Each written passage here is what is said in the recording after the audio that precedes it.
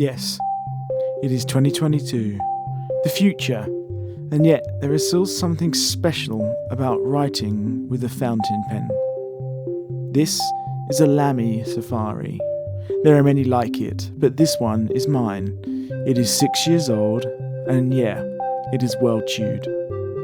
The company, Lamy, I don't know how you say it, is German, and have been around since the 30s. They introduced the Safari in the 1980s, and it kinda looks like it too.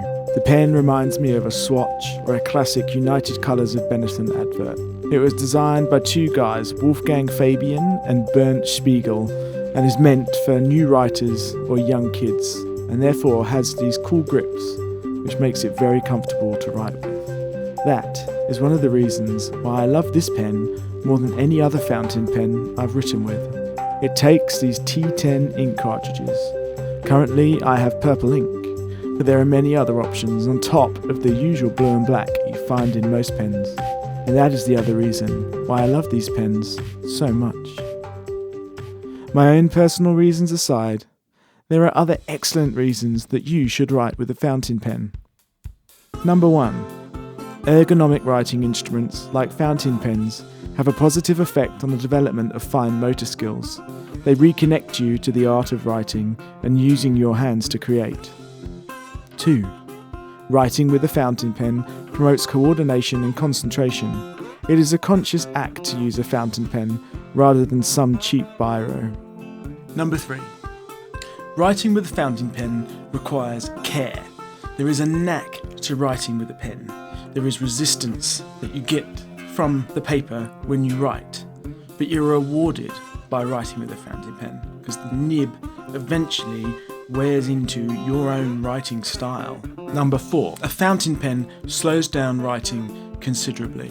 I've always found that a ballpoint pen or a rollerball pen is way too fast for my hand, and it causes me to have really scrappy handwriting.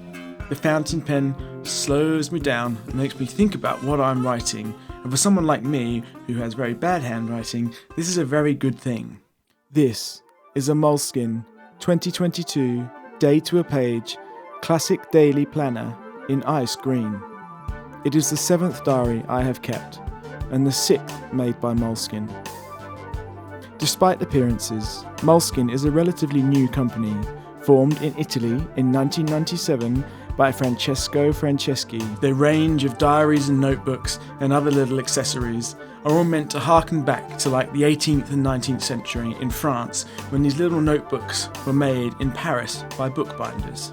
The books are not actually made from Moleskine, but the soft-covered ones do feel particularly nice. I used to use these ones, but they're incredibly hard to write on when you're not at a table or other hard surface. So now I use the hardback ones, and they are much better. I write every day in these diaries, and try to, once a year, on a momentous day, slot a Polaroid type picture in from that day. I do this as I hope that one of my descendants will one day find these diaries and read them, the picture casually falling out onto their desk, giving them a visual memory to go with the words. I find that I tend to write to one of these future descendants too, or at least to my future self. These diaries are really a manifestation of how I perceive writing. There is an old adage that says, a writer dies twice. Once when they actually die, and again once any of their books are read for the last time. This idea gives a sense of weight to writing. We are still learning from Roman and Greek scholars from over 2 millennia ago. Did they write thinking that that would be the case? Possibly. Would my diary be as readable if it was done in a biro in a scrappy notebook, or just hosted on some blog somewhere? Perhaps.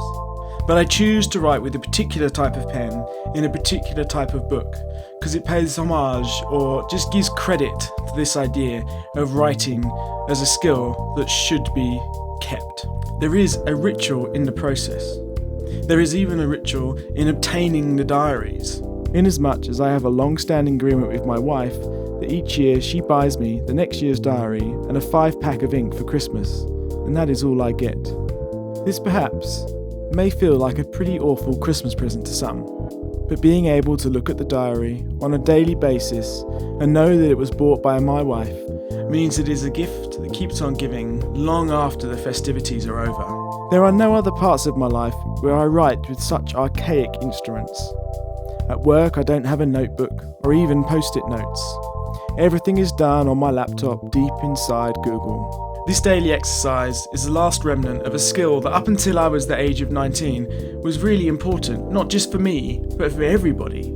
I don't even sign for things with my credit card anymore. This art of writing with a pen is one that is becoming lost. We are a world that is slowly losing the art of writing by hand. So I will continue to handwrite my diary, and I will continue to stain my fingers with the purple ink, and I will continue to marvel at my spidery scrawl and make the joke that I should have been a doctor.